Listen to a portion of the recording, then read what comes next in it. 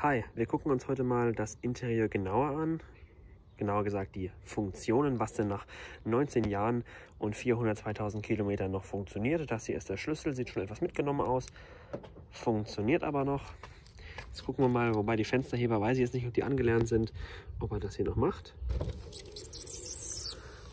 Wie wir hier sehen, die Fenster, die funktionieren, die fahren runter. Die nicht funktionieren, wen wundert's, beide hinten, die fahren nicht runter. So, jetzt gucken wir mal, ob es hoch auch noch geht.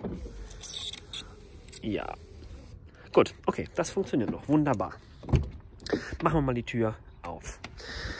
Wir haben hier, was die Sitze angeht, absolute Vollausstattung. Mehr geht nicht.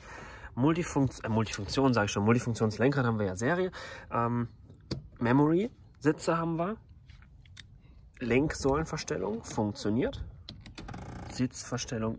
Wir hören schon, also die Geräusche. Hier ist die Schiene vermutlich ganz schön nicht mehr so eingefettet, wie sie eingefettet sein soll. Ja, Rückenlehne funktioniert auch. Das funktioniert auch. Genauso wie auf der Beifahrerseite, das funktioniert beides tadellos. Jetzt haben wir ja hier Luftpolsterung, orthopädische Sitze. Funktioniert bei beiden nicht mehr. Ist sehr verdächtig, dass es bei beiden nicht mehr funktioniert. Hier ist wahrscheinlich an der Pumpe irgendwas nicht mehr dicht oder die Pumpe funktioniert selbst gar nicht mehr, wobei ich glaube, dass das mit der Zentralverriegelungspumpe zusammenhängt. Bin mir allerdings hier nicht ganz sicher, also das muss ich nochmal genau prüfen. Jetzt steigen wir mal ein. Sitzheizung und Sitzbelüftung haben wir ja hier. Also, ich zeige euch das mal ganz kurz. Schlüssel rein. Hier geht die Sitzbelüftung an. Ich weiß nicht, ob ihr das hört, aber hier bewegen sich auf jeden Fall, also ich höre das Brummen von den Ventilatoren. Die Sitzheizung funktioniert bei beidem, nur bei fahrerseitig funktioniert die Sitzfläche nicht. Sonst ist das Einzige, was hier in diesen beiden Tasten nicht funktioniert. Die Scheinwerferreinigung fährt nur das auf der rechten Seite raus. Linke Seite ist blockiert, weiß ich nicht warum, habe ich selbst auch mit der Hand nicht rausgefriemelt gekriegt. Das hier ist das für den Heckwischer. Ich zeige euch das mal kurz, das funktioniert. Super. Und auch die Waschanlage für hinten. Ihr das sehen? Oh, ich glaube, ihr könnt das nicht richtig sehen. Okay, das funktioniert. Das hier ist die Zentralverriegelung. Die funktioniert auch, wenn alle Türen geschlossen sind. Okay. Zu der Klimaautomatik gibt es eigentlich nicht viel zu sagen. Da funktioniert auch alles wie gewohnt. Jetzt machen wir mal kurz Zündung. Das hier funktioniert alles. Hier hängen auch keine Tasten oder so. Also sonst ist die Funktionalität überall gegeben. Das ist also eine super Sache. Funktioniert. Okay. Für die meisten war es jetzt interessant, wie sieht es denn aus mit dem Command? Ja, das Command hat ein paar Probleme und hier funktioniert der CD-Leser nicht mehr. Ich werde es euch mal ganz kurz demonstrieren. Wir gehen auf CD. Wir haben zwar einen CD-Wechsler drin, der wird aber nicht erkannt. Woran das liegt, weiß ich noch nicht. Ich habe jetzt hier noch gar nichts geprüft. Warum? Ich stelle nur fest. So, machen wir mal die CD rein. Mal gucken, was er uns sagt. Macht man es? Keine CD. Na gut, okay. Das war jetzt nicht verwunderlich. Hier ist eventuell der Laser kaputt. Oh, er fährt sogar von selbst wieder raus. Vorhin hat er, ich weiß gar nicht, was es für eine CD ist. Keine Ahnung, ist noch vom Vorbesitzer. Probleme gehabt, die CD auszuwerfen. Also das lohnt sich mal, das Ding hier auszubauen und mal alles sauber zu machen, weil der Laser da drin verschmutzt eben. Hier haben wir die Standheizung, die funktioniert auch, die habe ich getestet. Der Zuheizer hier, weiß ich nicht, ob der funktioniert, aber höchstwahrscheinlich nicht. Jetzt kommen wir zu den Fensterhebern, die habe ich euch vorhin schon gezeigt. Beide hinten sind kaputt. Hier auf der linken Seite ist das Türsteuergerät nicht mehr anzusprechen und hier hinten rechts, könnt ihr es hören? Seil gerissen. Ja, ganz typisch eigentlich. Und ja, das Schiebedach. Das Schiebedach, hört es euch an.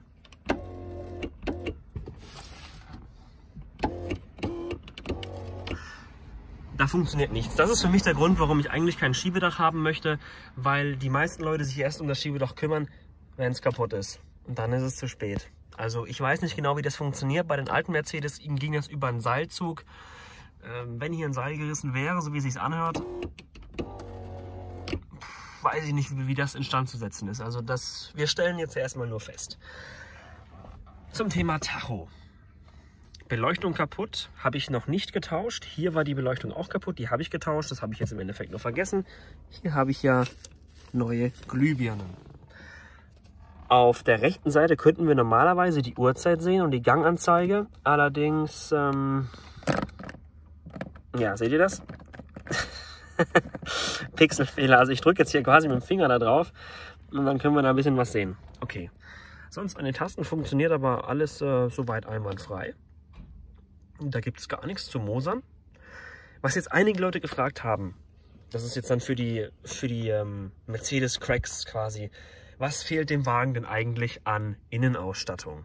Dem Wagen fehlt effektiv die Park Distance Control. Das ist merkwürdig, dass er die nicht hat, aber finde ich gar nicht mal so schlimm, denn die Beplankungen, die Schutzleisten sehen ohne die Löcher mit der Park Distance Control natürlich cleaner aus und ist eine Fehlerquelle weniger.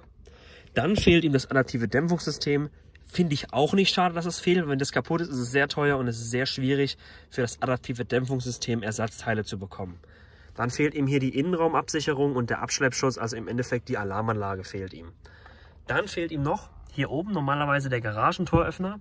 Wenn ich keine Garage habe, brauche ich auch in der Regel keinen bestellen. Und dann fehlen ihm hier hinten die Kindersitze und die Rückbank, also den 7-Sitzer. Das fehlt ihm.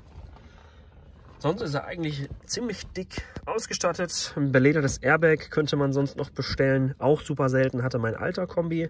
Vermutlich, weiß ich nicht, kann ich nicht beweisen, ob hier einer drin war. Aber das kann sein, dass das hier drin war. So, wie ihr wisst, habe ich ja den Wagen, habe ich an der Dieselleitung ein bisschen was rumgefriemelt und das Ding instand gesetzt. Jetzt gucken wir gleich mal, ob er wieder startet. Jetzt glühen wir gleich nochmal vor.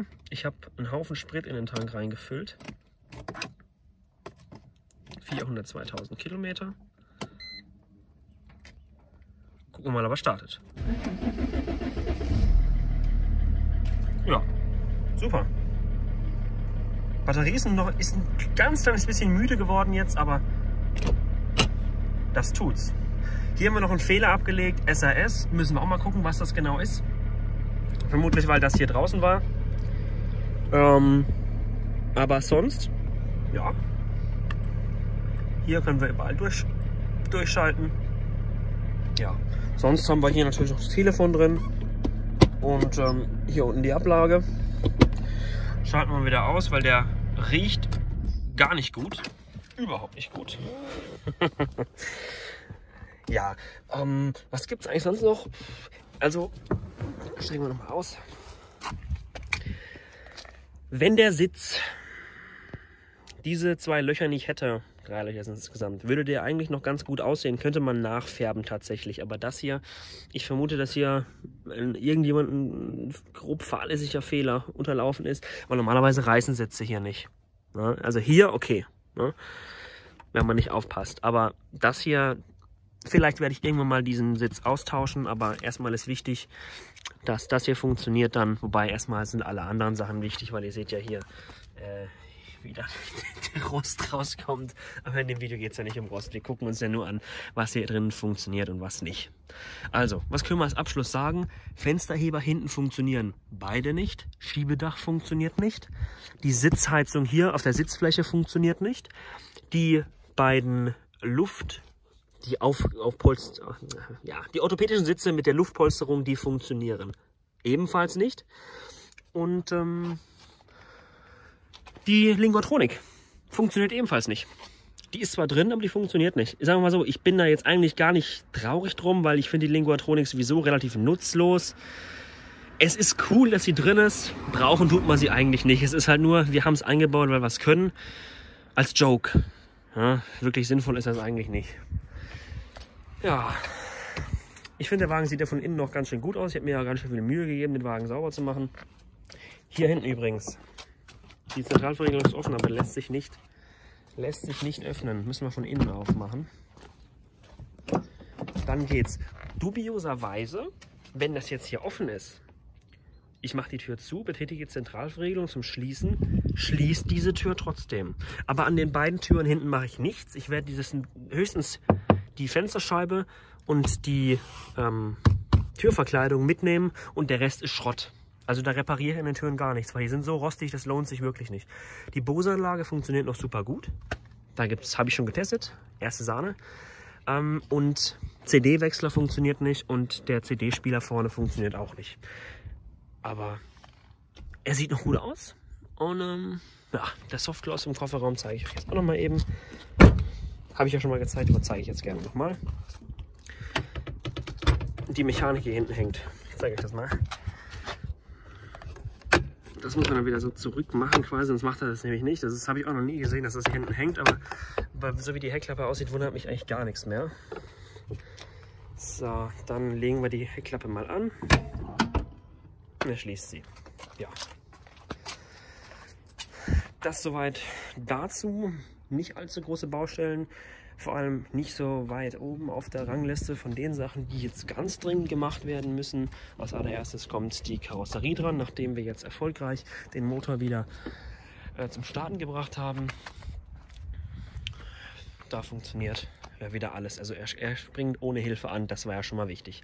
Jetzt möchte ich euch noch mal eben was zeigen, was ich hier bei meinem 210er gemacht habe. Wir haben ja viele neue Abonnenten bekommen, finde ich ja wirklich cool. Und die wissen ja nicht, was das für einer ist. Das ist hier ein E430, jetzt muss ich mal hier vorbei. Habe ich hier hinten Tarnung aufgeklebt. Jetzt wollte ich mal wissen, was ihr dazu meint. Also normalerweise gefällt mir das besser, wenn der Heckdeckel clean ist, finde ich schöner. Aber bei dem E430 hier diese Tarnung, der Dieselschriftzug ist noch nicht ganz hundertprozentig perfekt. Da muss ich noch mal ein bisschen dran rumfriemeln. Aber wenn ich es nicht hinkriege, lasse ich einfach nur das E220. Das sieht cool aus. Ja. Okay. Dann bedanke ich mich für immer, wie immer, fürs Zusehen. Und was ich jetzt noch erwähnen muss, ich hatte letztes Mal jemanden, der hat mir 150 € gespendet. Nach dem letzten Video. Wirklich unglaublich viel Geld. Vielen Dank an dich, falls du das Video an dieser Stelle noch siehst. Kannst dich ja gerne in den Kommentaren auf Facebook, Instagram oder sonst irgendwo melden, dass ich mich persönlich bei dir bedanken kann für deinen Einsatz, dass wir hier den Wagen zusammen retten können. Auch natürlich an alle anderen, die da einbezahlen, dass wir den Wagen zu alten Glanz verhelfen können. Ja, der Link dazu ist nach wie vor in der Beschreibung verlinkt. Ich halte euch auf dem Laufenden und dann bis zum nächsten Mal, wenn es darum geht, dass ich hier den gesamten Rost abschleife und die ganzen Verkleidungen wie Heckschürze, Kotflügel und Unterbodenverkleidung abnehme. Also dann, wenn ihr Bock habt, bis zum nächsten Mal.